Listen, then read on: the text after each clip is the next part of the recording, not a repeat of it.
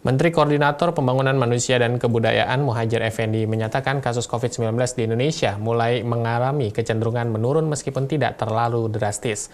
Meskipun begitu, pemerintah tetap akan melanjutkan kebijakan penanganan kesehatan, satu diantaranya dengan strategi jaringan pengaman sosial ekonomi bagi yang terdampak COVID-19.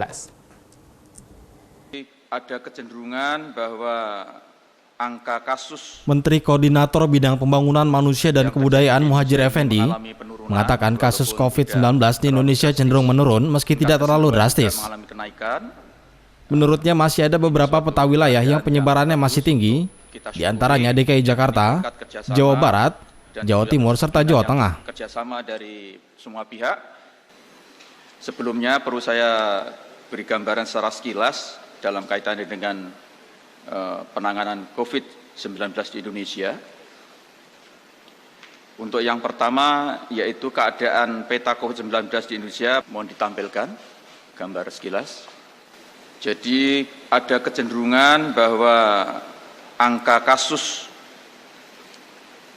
yang terjadi di Indonesia ini mengalami penurunan, walaupun tidak terlalu drastis. Tingkat kesembuhan juga mengalami kenaikan.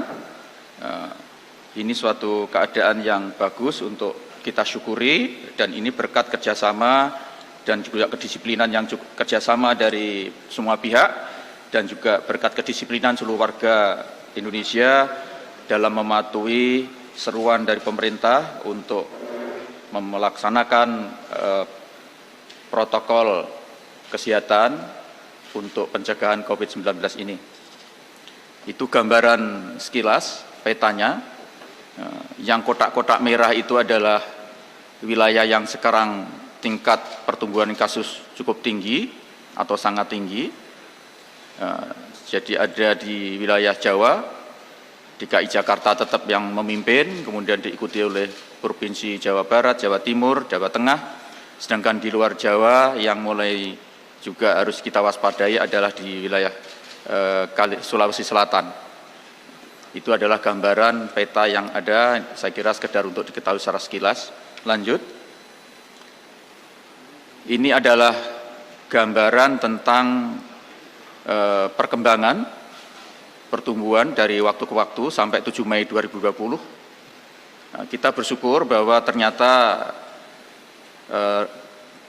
prediksi bahwa kasus di Indonesia akan tumbuh secara eksponensial yang sangat ekstrim, ternyata tidak terjadi, dan kita bersyukur karena angka kasus kita rata-rata masih relatif rendah. Itu bisa dilihat di dalam grafik yang paling kanan, yaitu kasus per hari kita masih di bawah 500, paling tinggi puncaknya.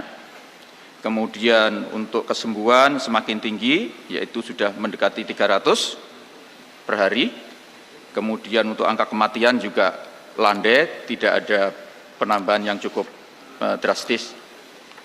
Bapak Presiden juga telah memerintahkan Tim TV memberitakan juga dilakukan refocusing dan realokasi